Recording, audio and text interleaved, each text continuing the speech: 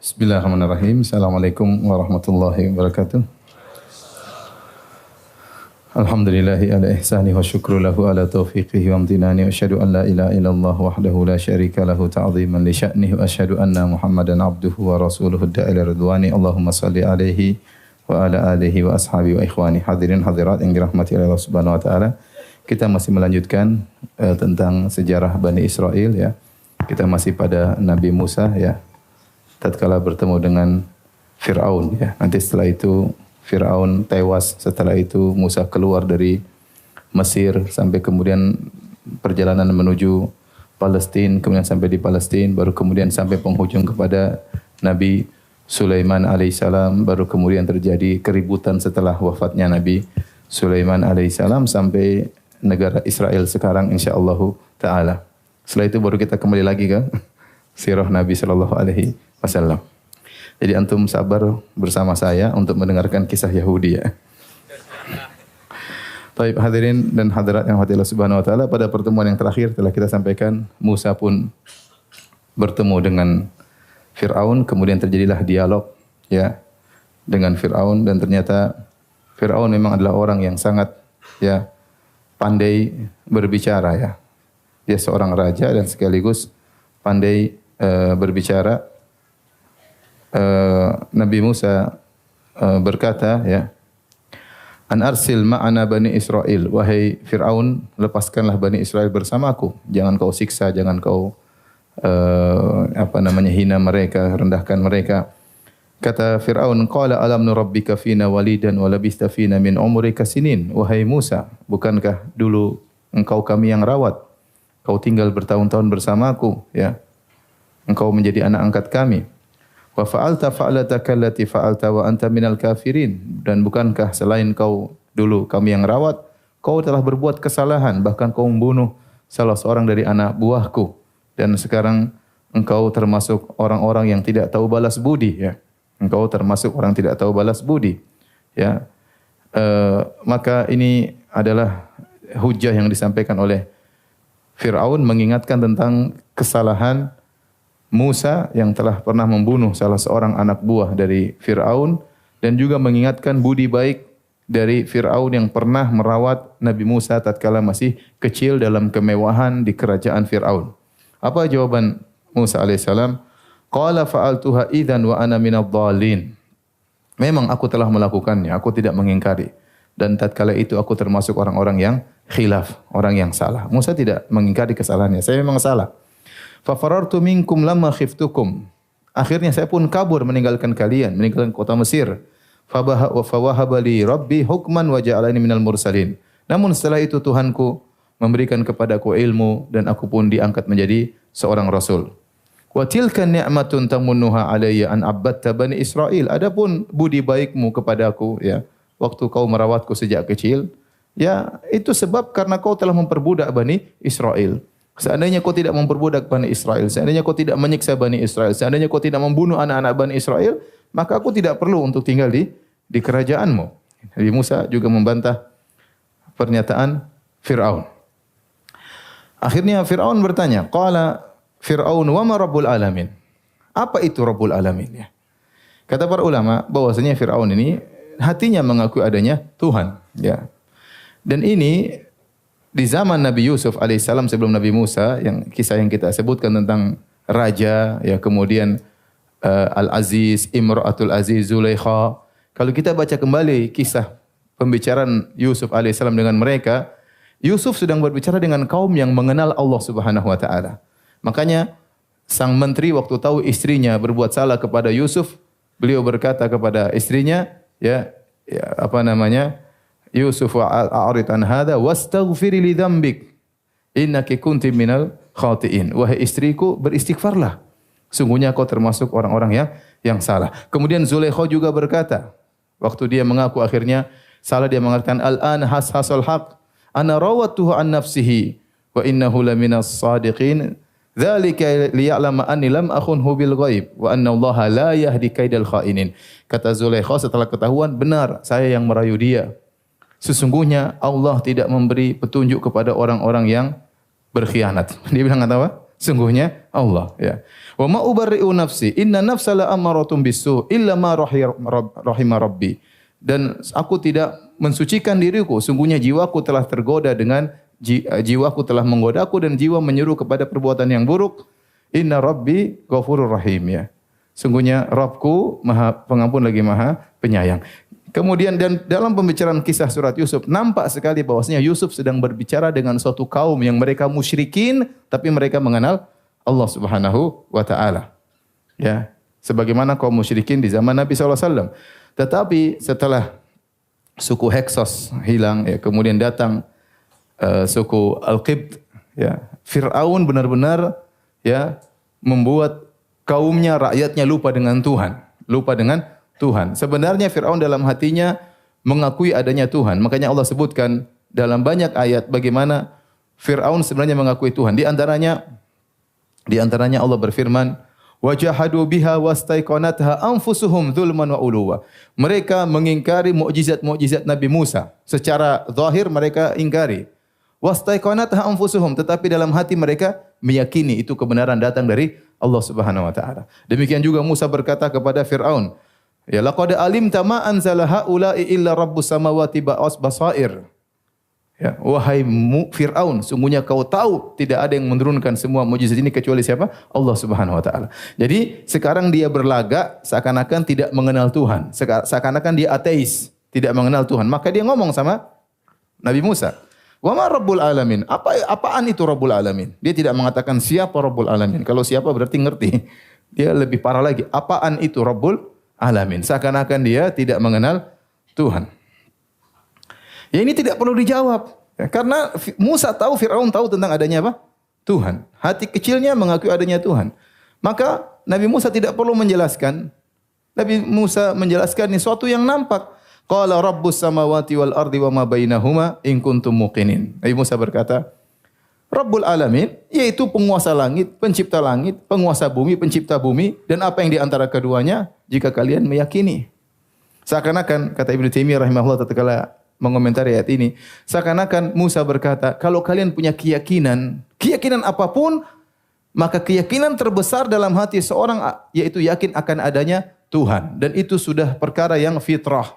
Makanya Nabi Musa berkata, kalau kau punya keyakinan, pasti kau yakin, ya, bahwasanya ada Tuhan yang menciptakan langit dan bumi, yang menciptakan di antara keduanya, yang menguasai langit dan bumi, yang mengatur langit dan bumi. Makanya Nabi Musa mengatakan, Tuhan adalah Rabbus samawati wal ardi wa ma bainahuma in kuntum muqinin. Kalau kalian meyakini, harusnya kalian tahu.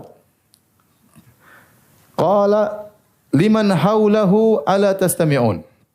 Firaun enggak bisa jawab. Enggak mungkin dia bilang saya Tuhan. Mau bilang Tuhan cipta apa? Sementara Nabi Musa membantah dengan bantahan yang mematikan. Tuhanku menciptakan langit dan bumi. Sekarang Firaun ngaku Tuhan enggak? Ngaku Tuhan, tapi dia mau bantah gimana? Mau ciptakan apa? Ya, bikin kue saja enggak bisa, kemudian mau ngaku sebagai Tuhan. Akhirnya dia bingung untuk menjawab. Mulai dia bikin gaduh. Dan ini biasa orang sudah tidak bisa menjawab, tidak berkutik dalam perdebatan. Mulai dia bikin gaduh. Dia mengatakan, qala liman haulahu ala tastami'un. Dengar. Itu dia ngomong apa? Coba kalian dengar, dia ngomong apa itu? Nabi Musa terus menjelaskan. Dia tidak peduli dengan ocehan, celotehan Firaun.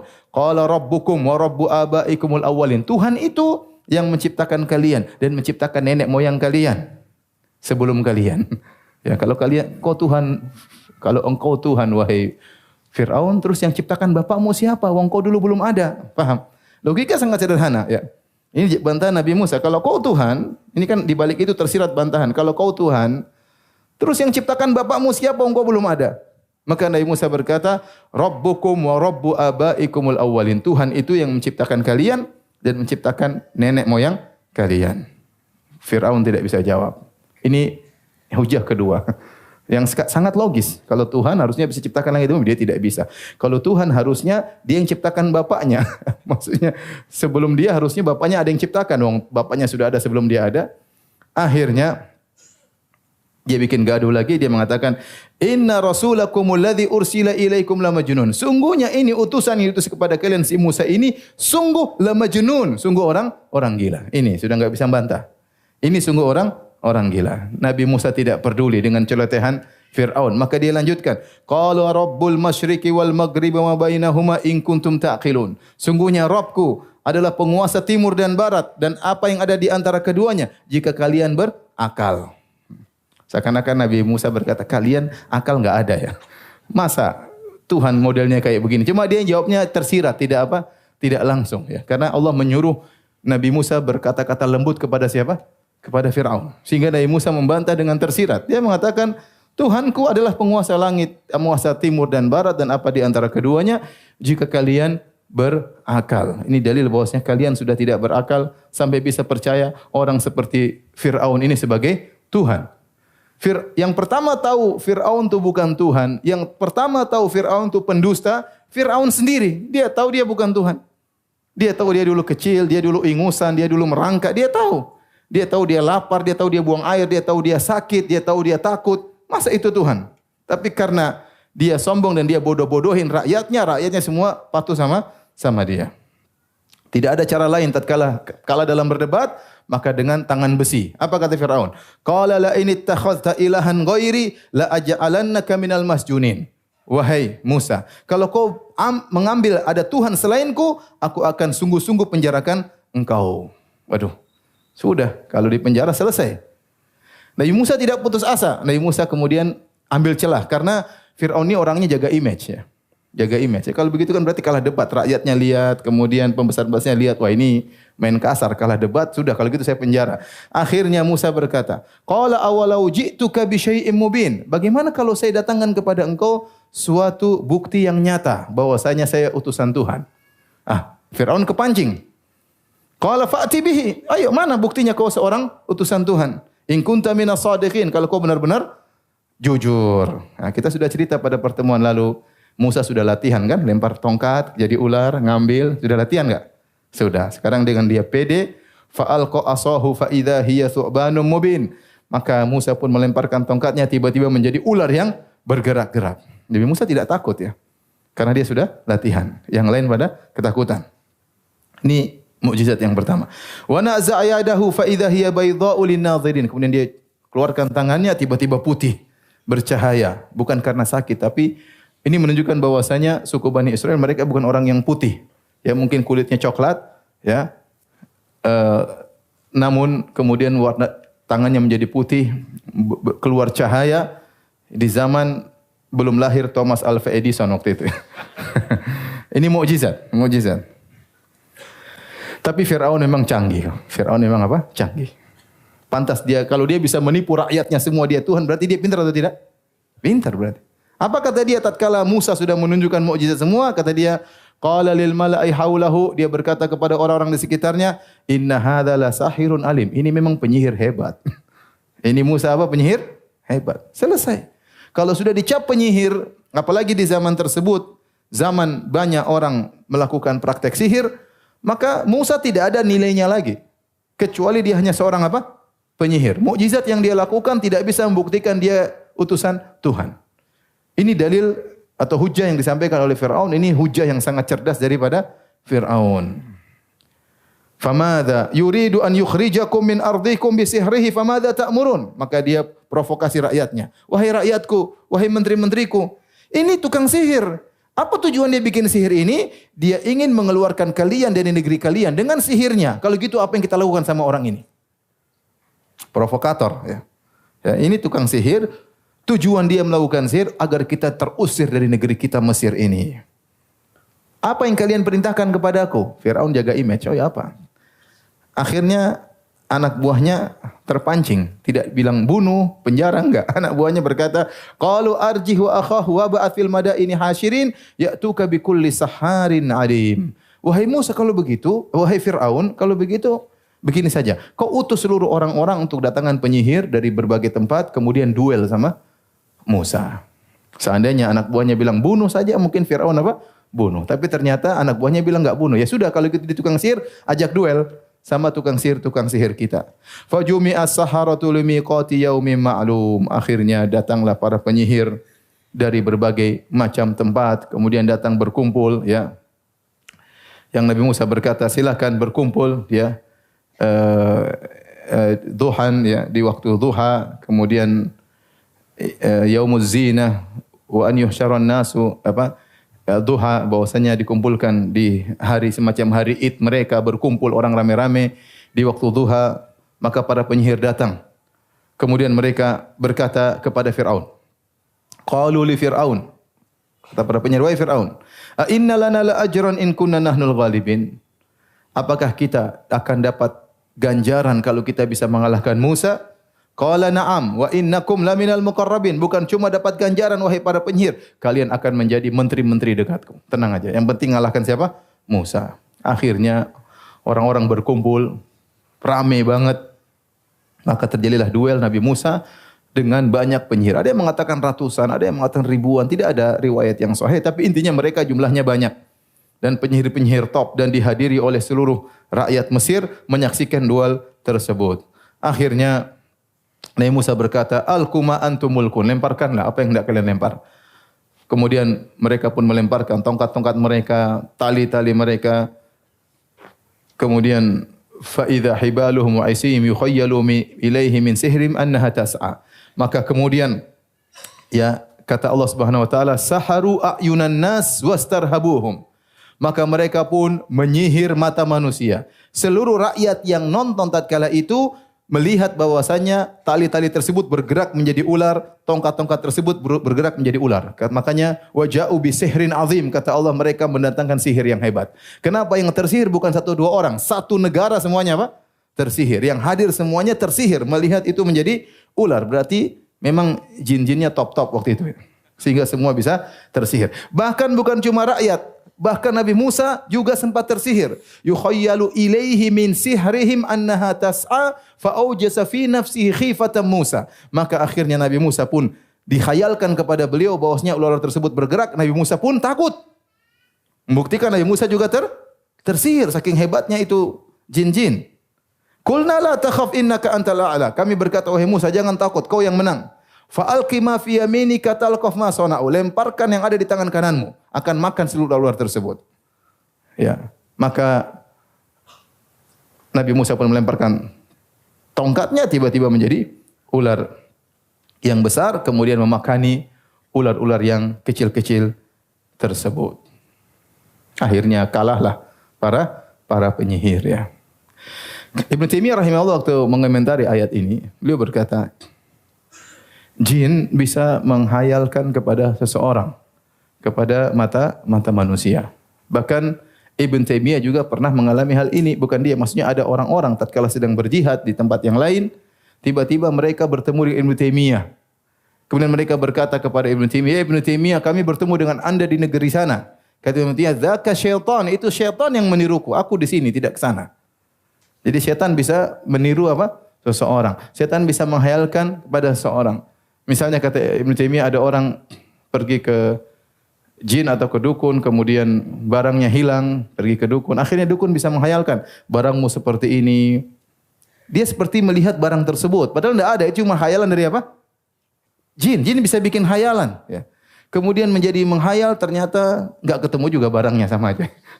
Misalnya. Atau kemudian menjadi seorang yang cantik jelita, atau berubah menjadi genderuwo, berubah menjadi macam-macam ya. Simpan jembatan Ancol, terserah apa? Jin. Dia bisa membuat seorang berhayal. Bisa jadi seorang menghayal seakan-akan bertemu dengan kiai. Seperti tadi, bertemu dengan Ibnu Taimiyah rahimahullahu taala, bertemu dengan malaikat, padahal itu semua hayalan jin, dan jin mampu untuk membuat khayalan tersebut, inilah sihir. Akhirnya tatkala para penyihir melihat kehebatan Nabi Musa alaihissalam, mereka tahu bahwasanya apa yang dilakukan oleh Musa bukanlah sihir, tetapi kenyataan.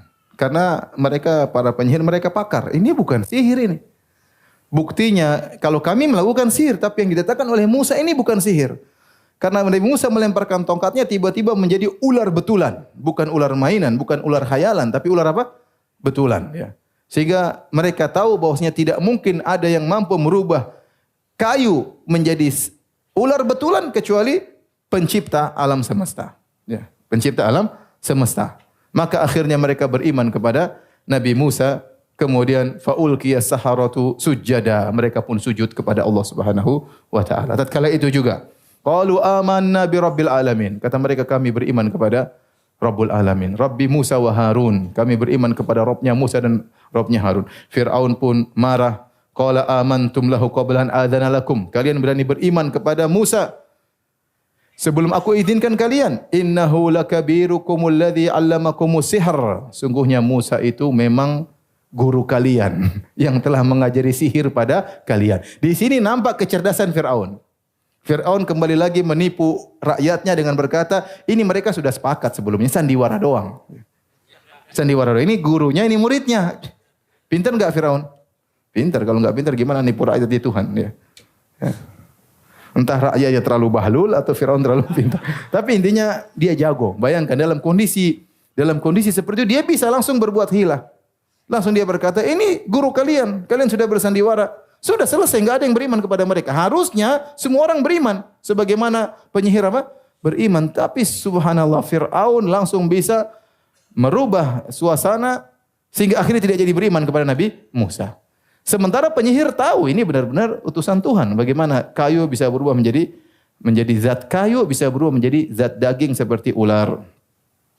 Kata Fir'aun, la uqatti'anna aydiyakum wa arjulakum min khilafin wa la usallibannakum ajmain. Aku akan menyalib kalian dan aku akan potong kalian secara miring, tangan kiri dengan kaki kanan atau tangan kanan dengan kaki kiri. Sebagian ulama mengatakan, Hasan Al-Basri mengatakan, yang pertama kali melakukan siksaan seperti ini dengan memotong, dengan menyimpang ya, bersilang adalah Fir'aun. Jadi dia punya kreativitas dalam menyiksa. Yang pertama kali menyiksa begini modelnya siapa? Fir'aun. Potong tangan kiri, kaki kanan. Ya orang kan biasanya kaki potong dua-dua atau tangan potong dua. Tapi dia agak miring, potong tangan kiri dengan kaki kanan. Atau tangan kanan dengan kaki kiri. Maksudnya apa? Allah alam. Pokoknya dia berkreativitas. Kata para penyihir, qalu la dhair, tidak ada masalah. Inna ila rabbina munqalibun. Kami kembali kepada Rabb kami. Dalam ayat yang lain kata mereka, faqdi ma anta qad, innama taqdi hadhil hayatad dunya. Para penyihir berkata, Rabbana afrik alaina sabra. Ya Rabb kami, berikanlah kami kesabaran. Minta kepada Allah. Dalam kondisi-kondisi genting, seorang berdoa kepada Allah agar diberi apa?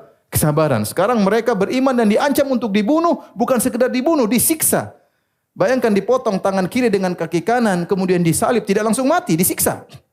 Dan ini Fir'aun ancam mereka, maka mereka berdoa kepada Allah, ya Allah, berikanlah kami kesabaran. Setelah Allah berikan mereka kesabaran, dengan kokoh mereka berkata, faqdi ma anta qad. Silakan bunuh kami. Silakan putuskan apa yang kau putuskan. Innama taqdi hadhil hayatad dunya. Kau hanya menghilangkan kehidupan dunia ini. Inna amanna bi rabbina liyaghfir lana khatayana. Sungguhnya kami beriman kepada Rabb kami agar Rabb kami mengampuni segala dosa-dosa kami yang telah lalu. Maka mereka pun dibunuh dan mereka juga akhirnya masuk apa? Surga. Bayangkan para penyihir Fir'aun yang puluhan tahun terjerumus dalam kesyirikan. Bahkan di antara kesyirikan yang paling parah, yaitu bekerja sama dengan syaitan, melakukan sihir. Bahkan mata pencaharian mereka adalah sihir. Bahkan mereka datang untuk berduel dengan utusan Tuhan. Ingin mengalahkan utusan Tuhan, Nabi Musa alaihissalam. Tiba-tiba Allah kasih hidayah kepada mereka. Dalam sekejap mereka beriman, hidup tidak lama. Akhirnya masuk apa? Surga, menghapuskan seluruh dosa-dosa mereka yang telah lalu selama puluhan tahun. Baik, hadirin yang dirahmati Allah Subhanahu wa taala. Setelah kalahnya para penyihir dalam duel tersebut, maka Fir'aun masih terus menyiksa Bani Israel dan dia tidak membunuh Nabi Musa. Karena Nabi Musa menang dalam duel ya. Kalau dia bunuh Musa ya berarti dia enggak jaga image berarti. Masa kalah kemudian main bunuh. Ya dia ingin jaga image di hadapan apa? Rakyatnya. Tuhan harus berwibawa ya intinya. Intinya dia tidak bunuh Nabi Musa dan dia terus melancarkan gangguannya kepada Bani Israel dan disebutkan Nabi Musa masih hidup, ada yang mengatakan 20 tahun, ada yang mengatakan 40 tahun. Setelah itu kejadian tersebut sebelum Nabi Musa keluar dari Mesir. Sebelum Nabi Musa keluar dari Mesir. Allah Subhanahu wa taala menyebutkan dalam surat Al-A'raf ayat 139 dan seterusnya. Akhirnya mereka terus menyiksa kaum Al-Qibti, suku Qibti Kemudian akhirnya kaum Nabi Musa mengeluh kepada Nabi Musa. Qalu udzina min qabli an ta'tiyana wa min ba'di ma ji'tana. Wahai Musa, sebelum kau datang kami sudah disiksa, diperbudak, dipekerjakan. Ya. diperbudak, dihina dan yang lainnya. Wa min ba'di ma ji'tana, kau datang pun kami sekarang masih disiksa. Jadi mereka ngeluh ya. Anak-anak kami dibunuh, kami jadikan budak, kemudian yang lainnya. Bagaimana wahai Musa? Qala asa rabbukum ayyuhlika aduwakum wa yastakhlifakum fil ardi. Semoga Rabb kalian membinasakan musuh kalian dan menjadikan kalian berkuasa di atas muka bumi, fayanzura kaifat, atau menggantikan mereka di atas muka bumi, fayanzura kaifa ta'malun, dan Allah melihat apa yang akan kalian kerjakan di atas muka bumi ini. Ternyata tidak secepat yang diduga. 20 tahun baru kemudian, atau sebagian ulama mengatakan 40 tahun baru kemudian perkataan Nabi Musa ini dikabulkan. Ya. Jadi tidak semua maksudnya doa harus dikabulkan secara cepat. Ya. Ada hikmah-hikmah yang Allah kehendaki, ada skenario yang Allah kehendaki. Kita boleh berdoa, tapi dikabulkan cepat atau lambat terserah Allah Subhanahu wa taala. Saya katakan tentang diri saya sendiri. Saya sekarang berdoa tidak dikabulkan. Terkadang saya sudah lupa doa tersebut. Ternyata 2 tahun kemudian baru Allah kabulkan. Ternyata 3 tahun kemudian Allah kabulkan. Berarti waktu itu belum pas untuk Allah kabulkan. Berkaitan dengan keimanan kita, dengan kemaslahatan kita. Karena yang lebih tahu tentang maslahat kita adalah Allah daripada kita sendiri. Baik. Mulai Allah bikin rencananya, Allah memberi ujian-ujian kepada Fir'aun dan para pengikutnya. Kata Allah Subhanahu wa taala, "Wa laqad akhadna ala fir'auna bis-sinin." Sungguh kami telah menyiksa Firaun dan pengikutnya bis-sinin dengan musim kemarau berkepanjangan. Wa naqsim minats thamarati, dan Allah menjadikan hasil bumi mereka berkurang. Ya, gandum mereka berkurang, buah-buahan mereka berkurang. Kenapa? Karena musim kemarau. Kata Allah, la'allahum yadhakkarun. Semoga mereka sadar.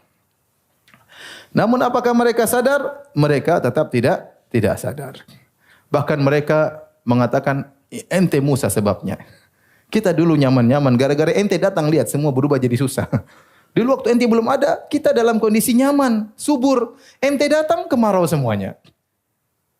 Mereka berkata, fa idza ja'at Allah Subhanahu wa taala, fa idza ja'atuhumul hasanatu qalu lana hadhihi. Kalau datang kebaikan kata mereka ini memang hak kita.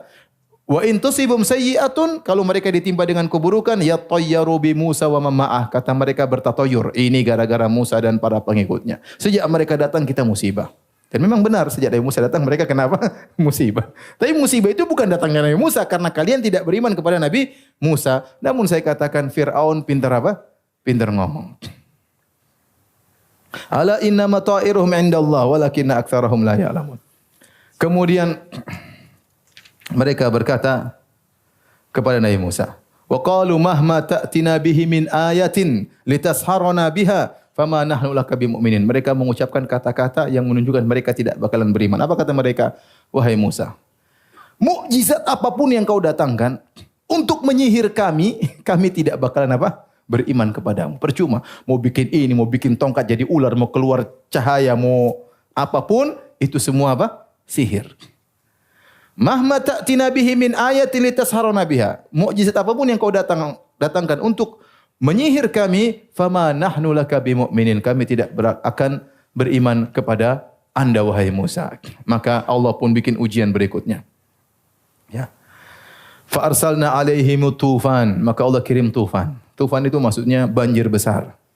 Ya, bukan angin topan ya. Banyak orang menyangka tufan maksudnya apa? Angin topan. Bukan, maksudnya adalah banjir besar. Disebutkan hujan turun dengan deras. Ya, tadinya mereka kemarau, kemudian turun hujan yang apa? Deras. Setelah hujan deras, ya, mereka menyangka itu rezeki, ternyata hujan enggak berhenti-berhenti. Hujan enggak berhenti-berhenti, akhirnya menenggelamkan mereka sampai masuk di rumah-rumah mereka. Tidak hilang-hilang banjir tersebut. Mereka bingung juga ya. Akhirnya mereka bilang, wahai Musa, berdoalah kepada Tuhanmu. Ya. La in kasyafta anni rijza, kalau ternyata Allah hilangkan ini, la in kasyafta anna rijza lanu'minanna laka. Sungguh kami akan beriman kepada engkau. Wa lanursilanna ma'aka bani Israil, dan kami akan membebaskan bani Israil untuk pergi dengan engkau. Tapi berdoalah kepada Tuhanmu agar banjir ini dihilangkan. Setelah mereka putus asa, akhirnya Nabi Musa berdoa, ya Allah hilangkan banjir tersebut. Akhirnya banjir itu apa? Hilang. Waktu banjir itu hilang, tumbuhlah tumbuhan baru, ya, karena subur. Kata mereka, ini memang nikmat. Ini banjir ada hikmahnya, ada apa? Tumbuh-tumbuhan baru. Mereka tidak beriman lagi kepada Nabi Musa. Taib, berjalan waktu mungkin berapa lama selang waktu lagi Allah kirim. Tatkala mereka sudah tumbuh-tumbuhan yang banyak karena subur dan mereka lupa dengan doanya Nabi Musa, kata mereka memang ini sudah kejadian alam, memang waktunya tumbuh-tumbuhan, ternyata banjir tersebut ada hikmahnya menumbuhkan tumbuhan yang baru. Allah kirim wal jarada, Allah kirim belalang.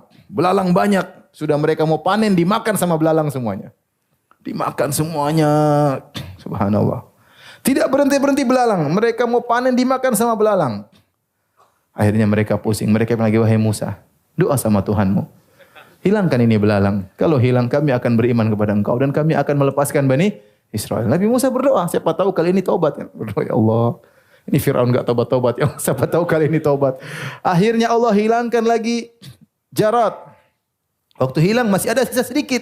Belum sempat dimakan oleh belalang. Kata mereka, ini ujian, jadi kita makan sisanya aja. Enggak mau beriman sama Nabi Musa. Akhirnya mereka bisa makan. Tidak lagi mau beriman kepada Nabi Musa. Seakan-akan ini semua kejadian-kejadian alam. Tidak ada kaitannya dengan dosa-dosa yang mereka lakukan. Dan itu bahaya, ikhwan. Kalau seorang dikasih musibah oleh Allah dan dia tidak kembali kepada introspeksi diri, itu bahaya. Bahaya. Dan betapa banyak orang seperti itu. Dikasih musibah, dikasih bencana, dia merasa ya biasa kejadian alam. Dia tidak mengingat dosa. Apalagi dia mengatakan, oh saya sedang diangkat oleh Allah Subhanahu wa taala. Subhanallah. Iya, diangkat tapi ente karena dosa-dosa ente, makanya ente diuji. Jadi selalu memandang dirinya dengan ujub. Seharusnya seorang kalau terkena musibah dia kaitkan ini pasti karena dosa kita yang kita lakukan. Oleh karenanya tatkala belalang sudah dihilangkan, masih tinggal sedikit mereka makan, mereka lupa kepada Nabi Musa. Akhirnya Allah kirim ujian baru. Wal kummal, Allah kirim kutu busuk di mana-mana. Kutu busuk di mana-mana. Mereka masuk kamar ada kutu busuk. Mereka tidur ada kutu busuk. Di belakang mereka enggak bisa diusir, banyak banget. Dan ini membuat lebih menderita daripada sebelumnya. Bayangkan kutu busuk, bau di mana-mana, basuk di baju-baju mereka, basuk di tempat tidur mereka, menggigit mereka, gatal dan macam-macamnya. Mereka enggak kuat, wahai Musa. Ini kutu, tolong berdoa sama Tuhanmu. Kata mereka, Tuhanmu, bukan Tuhan kita. Berdoalah kepada Tuhanmu. Ya. Ya.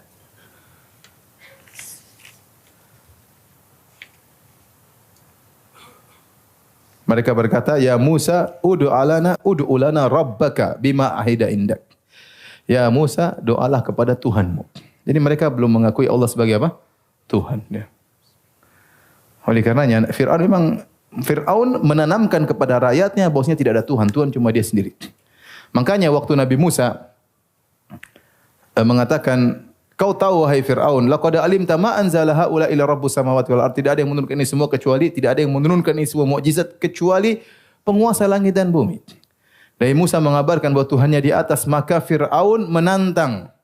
Fir'aun berkata kepada panglimanya, wa ya Haman ibn li sarhal la'alli ablughul asbab as-samawati fa attali'a ila ilahi Musa wa inni la adhunnuhu kadziba. Wahai panglima Haman, tolong bikin tangga yang tinggi. Saya mau tengok di langit, ada Tuhannya Musa atau tidak. Saya pasti yakin dia itu dusta, di atas enggak ada Tuhannya. Sehingga kata para ulama, orang yang meyakini Tuhan di atas mengikuti keyakinan Nabi Musa alaihissalam. Yang mengingkari Tuhan di atas ikut-ikutan sama siapa? Fir'aun. Jadi dia ingin menekankan kepada rakyatnya bahwasanya tidak ada Tuhan. Sehingga apapun pengakuan Musa dia ingin bantah. Tetapi tatkala dalam kondisi sulit, hati kecilnya tahu ada Tuhan. Maka dia bilang, wahai Musa, berdoa agar hilangkan kutu. Akhirnya Nabi Musa berdoa, kutu semua hilang. Dan yang menakjubkan, tatkala terjadi musibah-musibah tersebut, kata para ahli tafsir, tidak menimpa rumah-rumah Bani Israel. Jadi kutu-kutu tidak ke rumah Bani Israel. Belalang-belalang tidak makan hasil panen Bani Israel. Ya. Banjir hanya daerah Fir'aun dan teman-temannya. Bani Israel tidak kebanjiran. Mereka punya kampung sendiri. Tatkala sudah dihilangkan, mereka kufur lagi kepada Nabi Musa. Allah kirim wadh-dhafadi'. Allah kirim kodok. Kodok di mana-mana. Kodok di mana-mana. Ya. Disebutkan sampai tidur ada kodok, mau ini ada kodok. Sampai mereka takut bicara. Kalau mereka bicara, kodok langsung masuk. Karena kodok loncat. Jadi saking banyaknya apa? Kodok. Akhirnya mereka, ya Musa, ini kodok hilangkan. Insya Allah kita beriman habis ini. Ternyata Nabi Musa berdoa, kodok hilang, tetap saja apa? Ngeyel, kafir lagi, subhanallah. Betapa kuat syubhatnya Fir'aun.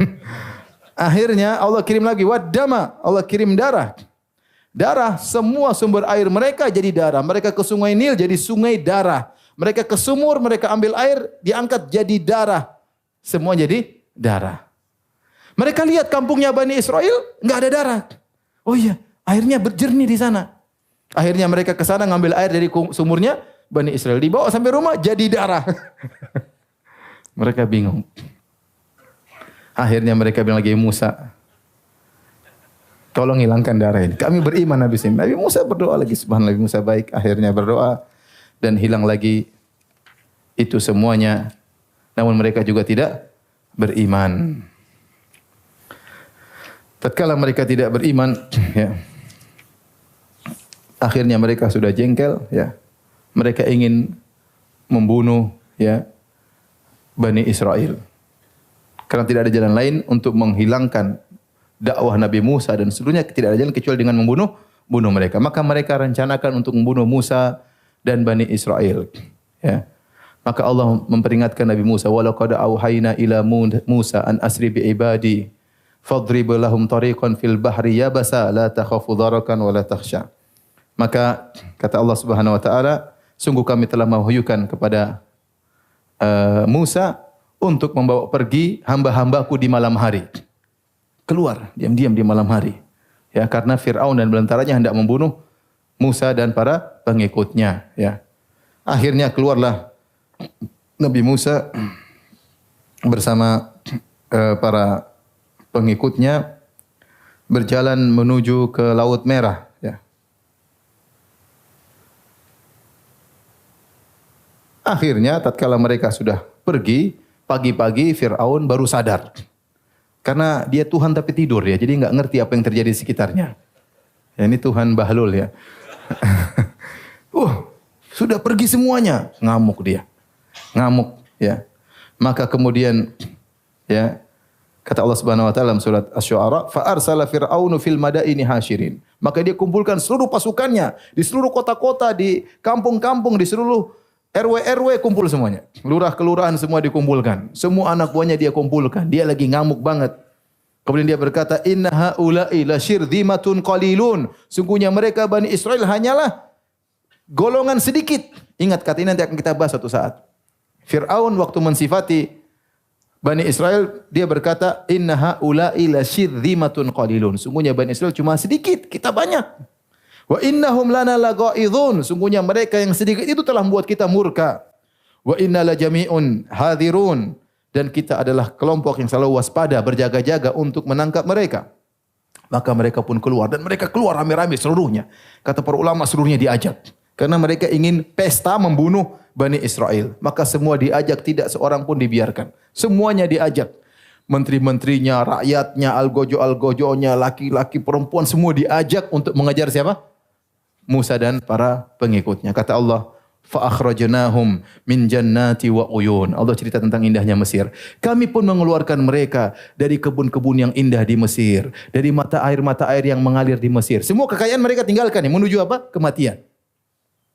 Mereka sudah jadi raja berpuluhan tahun dengan keindahan, ya. Semuanya Allah keluarkan mereka. Kata Allah, fa akhrajnahum min jannati wa uyun. Kami keluarkan mereka dari kebun-kebun mereka yang indah, dari mata air yang indah. Wa kunuzin wa maqamin karim. Dari harta-harta yang banyak yang mereka miliki. Dari kedudukan yang mulia sebagai raja dan bangsa yang mulia. Wa kadzalika wa arafnaha Bani Israil. Suatu hari kami akan mewariskan ini kepada Bani Israel. Disebutkan yaitu di zaman Nabi Sulaiman alaihissalam. Akhirnya apa? Fa'atba'uhum musyrikin. Tatkala matahari menyingsing, terbit, maka akhirnya ketemuan. Karena Nabi Musa kan orang susah, orang-orang tua, nenek-nenek. Jadi enggak bisa cepat, jalannya pelan. Akhirnya kesusul. Kesusul di mana? Pas waktu mereka tersusul, di hadapan mereka ada Laut Merah. Kata Allah Subhanahu wa taala, "Falamma tara al-jam'ani qala ashabu Musa inna lamudrakun." Tatkala sudah saling melihat di antara dua kelompok, kelompoknya Musa dan kelompoknya Fir'aun, maka berkatalah pengikut Nabi Musa, "Inna lamudrakun." Kita bakalan ketangkap. Sebagian ahli tafsir mengatakan mereka yang ngajak Nabi Musa, "Ya Musa, katanya kita selamat, ini mau kemana lagi? Di depan ada Laut Merah, di belakang ada pasukan Fir'aun. Mau kemana? Kita pasti ketangkap. Nabi Musa dengan penuh keyakinan, kalla inna ma'iya rabbi sayahdin. Ini orang yang beriman. Semakin dalam kondisi sulit, dia semakin tawakal kepada Allah Subhanahu wa taala. Dia berkata sekali-sekali tidak, sungguhnya Rabbku akan memberi petunjuk kepadaku. Maka Allah berkata, "Fa'auhayna ila Musa an idrib bi asakal bahar." Wahai Musa, pukulkan tongkatmu kepada lautan. Sebenarnya enggak usah pukul tongkat, laut bisa terbelah. Tetapi Allah ingin memuliakan Nabi Musa. Ya. Maka dia bisa pukul tongkat. Akhirnya laut terbelah. Kata Allah, "Fanfalaqa, fakana kullu firqin kautaudil azim." Maka kata para ahli tafsir Ibnu Katsir rahimahullah taala mengatakan laut terbelah menjadi 12 pintu. Naik ke atas. Air lari mengalir ke mana? Ke atas. Ini mukjizat. Namanya air itu mengalir ke bawah. Ini mengalir ke mana? Ke atas. Kenapa 12 pintu? Karena Bani Israel 12 apa? Suku. Jadi masing-masing lewat pintunya berjalan supaya mereka tidak rebut-rebutan ya. Selalu begitu. Kalau ada, nanti akan disebut, kalau ada air, ada 12 keran. Nanti akan kita bahas ya. Intinya 12 pintu, kemudian mereka berjalan. Bahkan kata Ibnu Katsir rahimahullah ta'ala, jadi air. 1, 2, 3, 4. Tetapi di antara dinding-dinding air tersebut ada lubang-lubangnya. Sehingga mereka bisa saling melihat. Karena mereka bilang, Musa jangan-jangan yang sana sudah tenggelam. Jangan-jangan suku sana sudah tenggelam. Jangan banyak ngomong, lihat nih. Kebuka. Jadi mereka saling apa? Melihat. Jadi mereka selalu curiga-curiga sama siapa Nabi Musa. Jadi dibuka oleh Allah, dibuka sehingga meskipun ada dinding ada lubang-lubangnya. Bisa masih selamat jalan bareng. Tapi akhirnya mereka berjalan sampai di ujung. Ya, sebentar. Saya bukakan dalam surat Ad-Dukhan.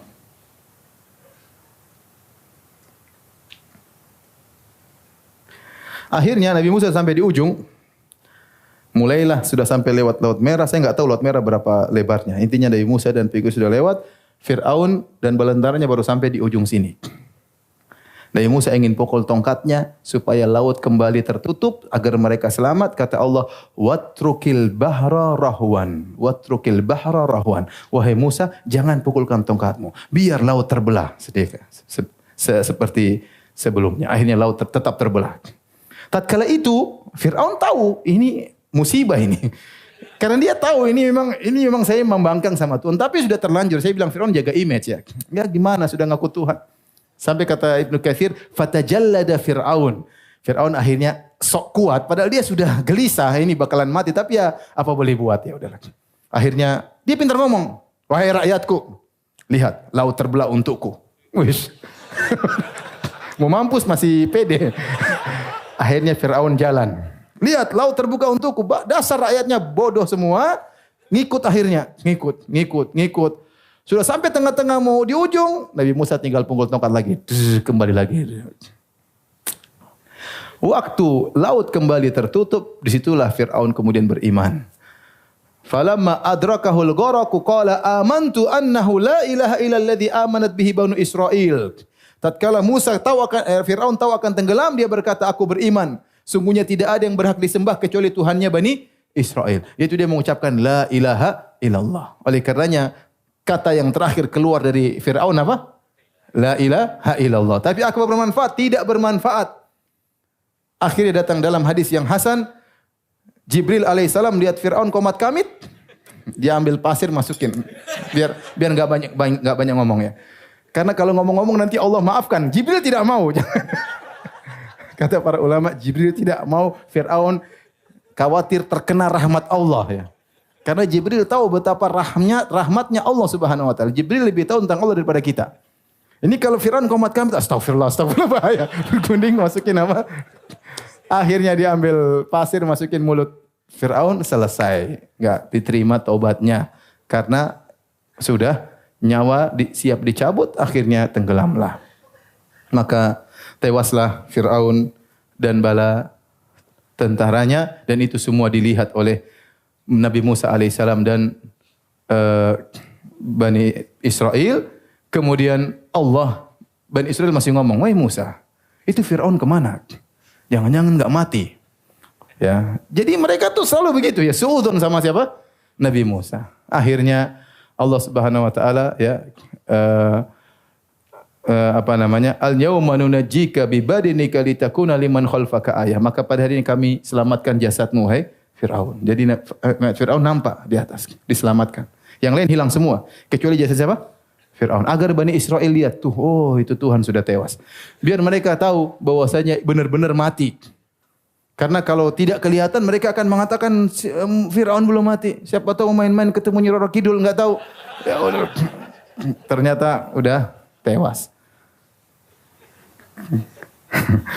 Kemudian mereka melanjutkan perjalanan. InsyaAllah kita bahas pada 2 pekan lagi biidnillahi ta'ala. Kalau ada yang bertanya, saya persilahkan. Wallahu ta'ala alam bisawab.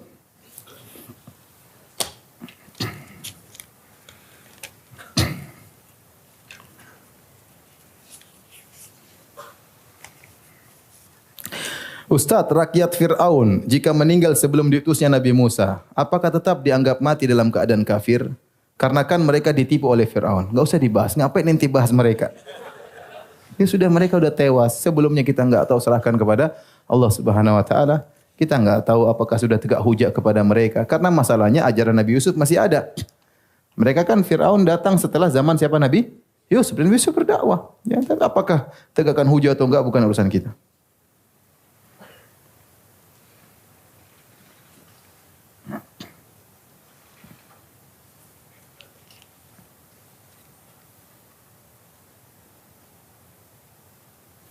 Pak Ustaz, para penyihir berubah beriman kepada Allah. Akhirnya dihapuskan semua dosa mereka terdahulu. Bagaimana dengan para korban penyihir tersebut? Orang-orang yang sudah mereka zalimi. Bukankah seorang tidak masuk surga sebelum kezaliman antara Bani Adam terselesaikan, Pak Ustaz? Benar, itu hukum asal. Jika kita menzalimi seorang, maka dia akan menuntut pada hari kiamat. Kecuali rahmat Allah yang mengampuni hamba tersebut. Makanya, Ibnu Qayyim waktu membahas seorang membunuh orang lain, maka dia melakukan dosa bertumpuk-tumpuk. Pertama, ya, ada berkutat pada dia 3 hak. Pertama, dia melanggar hak Allah. Allah melarang membunuh hambanya dan dia telah melanggar hak Allah, ini dosa besar. Yang kedua, dia telah melanggar hak keluarga dari mayat ini. Ini adalah saudara mereka, kenapa dia bunuh? Yang ketiga, dia telah melanggar hak sang mayat tersebut yang dia bunuh. Baik, azan dulu. Jadi kalau seorang membunuh orang lain, maka terkumpul kepadanya 3 hak yang dia langgar, hak Allah, hak keluarganya, dan hak mayat itu sendiri. Jika dia beristighfar kepada Allah, bertobat kepada Allah, maka hak Allah gugurkan. Dia sudah bertobat kepada Allah dan Allah asalnya Maha Pengampun lagi Maha Penyayang. Kemudian kalau ternyata dia minta maaf kepada keluarganya atau dia bayar dia yang membuat keluarganya ridha, ini boleh, keluarganya maafkan, maka hak mereka telah mereka gugurkan. Tinggal 1 hak yang dia tidak tahu hakikatnya. Bagaimana dengan mayat ini? Dia tidak tahu mayat ini akan maafkan dia atau tidak. Kalau dia mau tahu, dia hidupkan lagi, dia tanya, kau maafkan saya atau tidak? Ini tidak mungkin. Maka tinggal 1 hak yang harus dia tunaikan di hari kiamat kelak.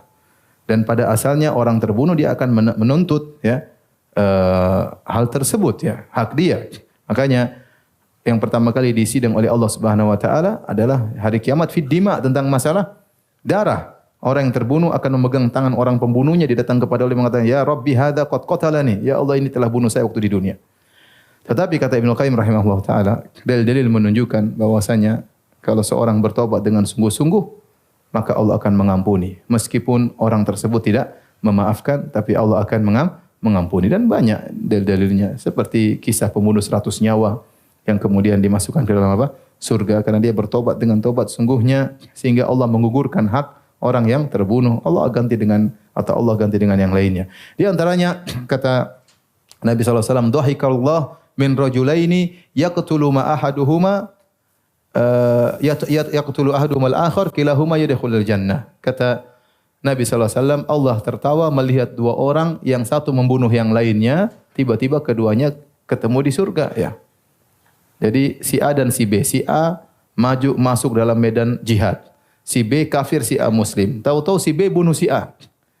Berarti si A mati apa? Syahid. Yang B kafir. Tahu-tahu B masuk Islam. Si A tidak tahu dia sudah mati di luar. Tahu-tahu ketemu di surga. Loh, kok bisa masuk surga? Ceritanya bagaimana? Kok yang bunuh saya? Saya yang mati syahid, kok juga masuk surga, gimana ceritanya? Oh, kok enggak, oh ceritanya dulu saya bertobat. Saya hijrah ya. Jadi bisa jadi penyihir tersebut mungkin telah mendolimi banyak orang, tapi Allah ampuni karena taubat mereka yang luar biasa. Oleh karena taubat bertingkat-tingkat. Tidak semua orang hijrahnya sama. Tidak semua orang taubatnya apa? Sama. Lihat kisah seorang wanita yang berzina, kemudian dia bertobat kepada Allah, minta ditegakkan hukum had, kemudian dia dirajam sampai meninggal dunia. Kata Nabi SAW, laqad tabat taubatan law wuzi'at ala sab'ina min ahli Madinah la wasi'atuhum au kama qala Nabi SAW. Kata Nabi SAW, wanita ini telah bertobat dengan taubat yang agung. Kalau dibagi untuk 70 orang bertobat, bisa diterima oleh Allah Subhanahu wa taala. Berarti taubat itu bertingkat-tingkat. Sebagaimana hijrah juga bertingkat-tingkat. Ada orang hijrah-hijrahan, ada hijrah betulan, ada ikut-ikutan ya. Ada hijrah kanan kiri, tergantung. Ustaz, apabila ada seorang kafir menikah secara kafir, lalu orang itu masuk Islam, apakah harus menikah ulang ya? Enggak, kalau dua-duanya masuk Islam maka tidak perlu apa? Tidak perlu menikah ulang. Oleh karenanya di zaman Nabi SAW banyak orang-orang menikah dengan cara kafir. Tatkala mereka masuk Islam, Nabi tidak suruh mereka untuk nikah ulang ya. Kalau mereka masuk Islam tidak perlu nikah ulang. Berlanjut pernikahan mereka. Ustaz, bagaimana hukumnya salat di belakang imam yang fasik? Ini ada khilaf di kalangan para ulama. Mazhab Syafi'i atau jumhur ulama mengatakan tidak mengapa. Yang penting dia seorang muslim ya, maka salatnya sah. Dan hukum salat, bukankah orang yang berzina salatnya sah? Sah. Selama salatnya sah, maka makmum di belakangnya juga apa? Sah. Selama dia bukan musyrik. Namun pendapat mazhab Malikiyah disebut oleh Qurtubi bahwasanya tidak boleh bermakmum di belakang orang yang fasik. Kalau dia salat di belakang orang fasik, dia salat ulang. Kata Imam Al-Qurtubi rahimahullahu taala. Kenapa? Karena Nabi SAW berkata, ya ummukum aqra'ukum li kitabillah. Yang jadi imam yang paling mahir dalam baca Al-Qur'an, bukan sembarang orang. Kata Imam Al-Qurtubi, bagaimana Imam Syafi'i bagaimana syariat tidak membolehkan kita memberikan amanah 1 dirham kepada orang yang fasik. Kemudian masalah solat, masalah urusan surga neraka kita berikan kepada orang yang fasik. Ini pendapat ya. Namun secara dalil ya, pendapat Imam Syafi'i kuat. Maksudnya kalau secara sah saja. Ya, ada orang fasik jadi imam, kita salat di belakangnya sah. Tetapi tentu tidak afdal ya. Yang afdal kita mencari imam yang memang pantas untuk jadi imam. Apa benar sebagian ulama mendhaifkan hadis tentang salat syuruk? Iya, sebagian ulama mendhaifkan, sebagian ulama menghasankan. Ya, di antara yang menghasankan adalah Syekh Al-Albani rahimahullah, Syekh bin Baz rahimahullah taala. Yang mendhaifkan ada sebagian ulama muasirin juga yang mendhaifkan hadis tersebut. Tapi intinya salat syuruk itu adalah kegiatan yang disyariatkan. Yang jadi masalah pahalanya, ya. Kebiasaan Nabi SAW setelah salat subuh beliau duduk di tempat beliau salat, beliau berzikir sampai terbit matahari. Dan kita tahu Nabi juga salat duha, ya. Itu kebiasaan Nabi. Jadi jika seorang biasakan dirinya setelah salat subuh berzikir kepada Allah sampai waktu syuruk, kemudian dia salat duha, karena waktu salat syuruk itu salat duha. Dia salat duha, maka dia jelas dapat pahala mengikuti sunnah Nabi SAW. Yang jadi masalah, apakah pahalanya dapat umrah atau haji itu sahih atau tidak, itu yang diperselisihkan. Adapun amalnya boleh. Tinggal masalah pahalanya. Datang hadis tersebut dari beberapa riwayat seperti dari, kalau tidak salah, dari Abu Umamah Al-Bahili, kemudian dari Anas bin Malik radhiyallahu taala anhu, dari Ibnu Umar radhiyallahu anhuma, dari beberapa sahabat, namun seluruh riwayatnya lemah. Nah, lemah ini apakah bisa saling menguatkan? Disitulah tempat ijtihad para ulama. Sebagian ulama mengatakan tidak bisa saling menguatkan karena hadisnya sangat lemah. Sebagian ulama mengatakan bisa saling menguatkan sehingga menaik menjadi derajat hasan, sehingga dihasankan oleh Syekh Al-Albani dan Syekh bin Baz rahimahullahu taala. Ustaz, bagaimana kiat-kiat agar tidak sering terjadi kesalahpahaman perselisihan dalam rumah tangga?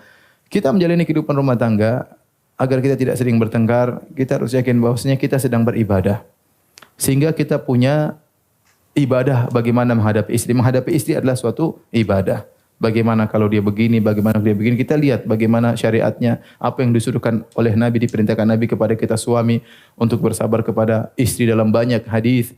Kemudian sang istri pun sadar bahwasanya dia harus tahu bahwasanya kehidupan rumah tangga adalah ibadah dan dia harus tahu bagaimana bersikap terhadap suami. Jika ternyata salah satunya tidak paham akan hal ini, maka agak repot. Maka harus duduk bareng, ngaji bareng, ya. baca tentang hak-hak suami, istri baca hak suami, suami baca hak-hak istri, dan kita tahu bahwasanya kehidupan ini adalah kehidupan rumah tangga, adalah kehidupan ibadah. Demikian wallahu ta'ala bisawab. Subhanakallah bihamdik asyhadu an la ilaha illa anta astaghfiruka wa atubu ilaik. Assalamualaikum warahmatullahi wabarakatuh.